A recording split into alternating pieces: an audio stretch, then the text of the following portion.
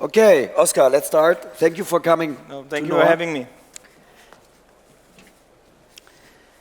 So Oskar is a few things.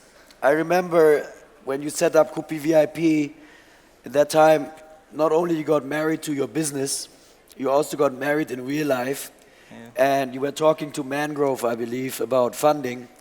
And the guy said to Oskar, you seem to be a driven guy who knows what you are doing. Let's close the deal after your marriage. And you said, no, let's close the deal now. I can always go on honeymoon. And you closed the deal. Tell us about the story, how KupiVIP started. You know, I decided to dedicate my life to Russian women. So I got married to a Russian girl and ended up living in Moscow. And then I opened my eyes and I said, why is there no online fashion in Russia? Because in Germany, online fashion at that point was already a 4 billion euro industry. And everybody said, how in the world did online fashion become so big? Nobody saw that coming. So in 2007, it was a 4 billion euro industry, and in Russia, it was not existent. And so I fell in love with the idea to build kind of the biggest Russian fashion e-commerce company. Yeah, and that was 8 years ago. 8 years ago. I spoke back then to the founder of One Privé, and Jack told me, Oskar, it takes 10 years to build a good e-commerce company. And I said, oh, you don't know what you're talking about. I do it in 5. And now I'm 8 years in, and I think I need 2 more years to make it really good. So sometimes listening to a Frenchman is not a bad idea. Exactly. So where's KupiVIP after 8 years? Can you share some numbers with us? I mean, Russia did go, I think, recently through a tougher time. I think the ruble halved to the dollar. But where's KupiVIP standing at these difficult times? You know, if it would be not standing good, I would probably not be here. The people who don't do well, they don't go to NOAH usually. But so usually, where do we stand today? We are the biggest discount fashion retailer in Russia. So not only online, but also. And how big are the discounts versus going to one of these beautiful shopping malls where you wonder where they get all this marble from? How much discount you get buying online versus going to the marble palaces? So on average, it's 50% discount. 50%? 50% on average. So you can buy two dresses for the price of one? Yes, it's about half, exactly, if you look at the average. But from 30 to 80%, you have the entire range. And can you share with us how much revenues Kupi does? I mean, this year we are turning over 17 billion rubles. Oh my God, that used to be $500 million.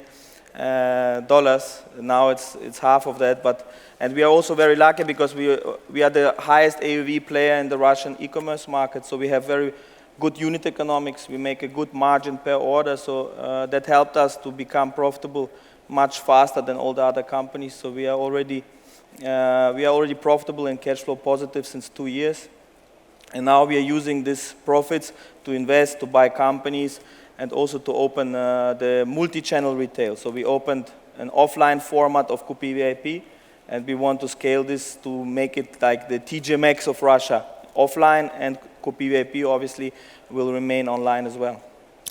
And do Russians like discounts? I mean, looking around the world at the hotspots, we're sometimes on holidays, it doesn't look like to me they care too much about money, or is it just the few we see in the limelight? You know, in business, it's very important to not think in stereotypes. That really, really helps. So when I came to Russia, actually people told me Russian people don't like discounts. And that is an absurd thing to say, right? Like, people like to buy full price. And it turned out that Russians like discount more than anybody. So it's actually, if you look at the percentage of fashion that is sold off price versus full price, Russia is one of the lowest full price markets in the world. So, and the last 10 years, the off price as a percentage of retail has been growing. It's almost a stronger trend than e-commerce, because e-commerce as a percentage of retail has been growing, but discount as a percentage of retail has been growing much faster than even online. So how big is the fashion market in Russia, and how much is done online with or without discounts?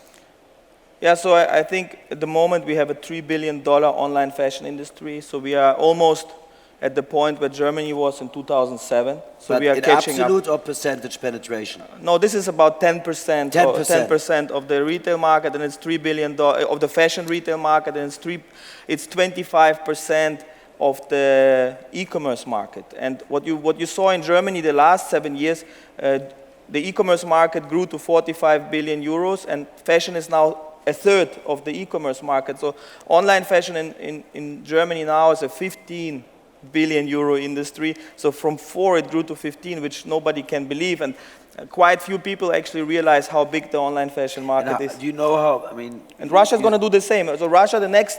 For a fashionable guy, you seem to have a lot of numbers in your head. Do you happen to know, so if Russia has a penetration of 10%, where does it stand in Germany?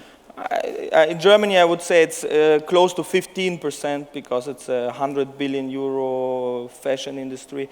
But this is not as important. We are not saying that it's going to be all online or offline. We see much more multi-channel now. So there's a big gray zone where people decide to buy something online, but then they pick it up. So you know this multi-channel topic. But what you see in Russia, that e-commerce now is dominated by fashion, and fashion became by far the biggest category inside e-commerce, and it will be, in my opinion, in the next 5 years, fashion will be 1/3 of the turnover, but almost 75% of the gross profit delivered, because the remaining 2/3 are very low margin electronics and travel products. So if you look at actually the value creation in e-commerce, it's quite counterintuitive that it's so dominated by fashion. It's really hard, even now at Russia, nobody kind of understands how could this $10 billion industry grow, because still people think you have to try on and you have to smell or whatever the product. But it's smell your products? Yeah, whatever. You smell your products when you buy a shirt? I don't ever buy any shirts. I'm using the outfittery type of business. So for me, it's kind of a very large industry, and very exciting to continue to build in this industry. And actually, I have to admit that I also did not anticipate it would become so big. So when I started the business, my idea was maybe I can build, a $10 million company, but it became so much bigger than I ever thought. How big you want it to be? So from today's level, I think we can very realistically, since our market is going to grow 3 to 5 times in the next 5 to 10 years, we want to grow the core business at least 5 to 6 times from the current level. So we are looking at maybe a turnover of $2 to $3 billion opportunity.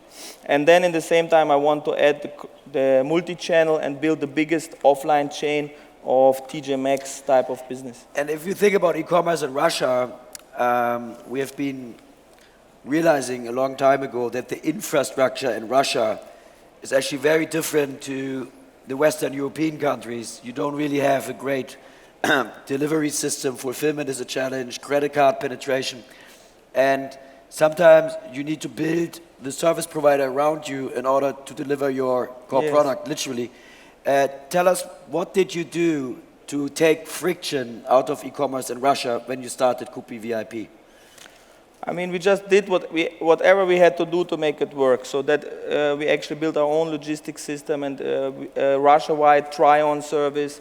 So our customers can buy and try on at home, and then it's very easy to return. So today, actually, the service level of women in Russia to buy fashion is significantly higher than in Europe, because it's actually quite amazing how much you can now do.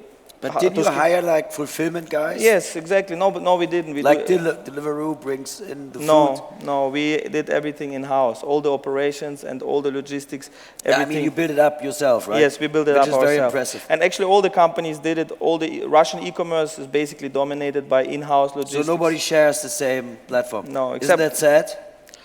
It actually brought a lot of innovation. That's why Russian customers today enjoy a very interesting service level compared to any other country. And let's assume there's like somebody in here who wants to do a fashion startup in Russia. Could they possibly use your fulfillment platform? Yes, we are also the leading e-commerce service provider in Russia. So we operate actually already today 25 different front ends based on our infrastructure. Yeah, and I think whoever is here at NOAH and wants to do a fashion group should get a discount with Oskar. Just for the good purpose of helping the European entrepreneurship. Yes. Thank you very much. So what's next for you? I mean, your business is profitable, you're a market leader, you seem to do well. Yes. You're now the president, you know. I think when you move from CEO to the president, is it kind of a chairman role you have now? Yes, it's similar. So I focus on whatever is the most important for the company. And so what's next? I'm very calm. I love Russia. I continue to believe very much in the future of Russia.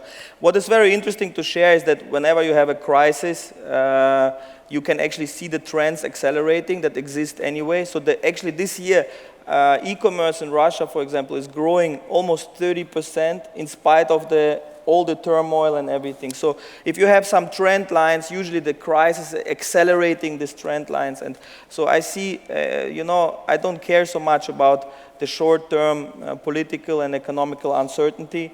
I'm very, I was just in Japan and I was so, inspired because in Japan there's 25 years no GDP growth. But since 95, Japan has been not growing GDP, but if you look at the 3 richest people in Japan, they all built their businesses during this time phase. Like Vitani of Rakuten. Exactly, and then you have Mr. San from SoftBank and Uniqlo and Daiso. All these companies were built during the crisis. So for entrepreneurs, it's not important. I think crisis is good because it gives you discipline. As we know from Silvio, when the real estate transactions in Italy went down, his business went up and he generates significant profits. Oskar, inspiring as always. Thank you very much, Marco. Hope you can make it back next time. And yeah, get some of these young entrepreneurs on your platform and help them by not raising more capital and just using the great infrastructure you built. Yeah. Thank you, Marco. Thank you so much.